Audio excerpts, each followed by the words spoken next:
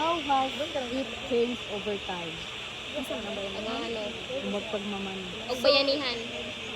So sa pagmamano O pagmamano sa sa how na obserbaran sa pagmamano kanang in the past few years grabe ang respeto ng ilang gihatag sa kanang mga bata, grabe sila kanang kuan nga gipakita nga bisan og kanang gamay ra gani nga gap nga mga maguwang ra nila mga 1 year or 2 years mo kuan na sila pagmamano kay as a sign of respect sa karon nga panahon nga in the generation alpha or Gen Z gamay na lang makita nga magmano kay siguro na umauwaw sila, wa sila maanad, wa nila ma-practice mo na isa sa kuan dyan. Isa pa na sa factors is magsige og cellphone ng uban man ang dili.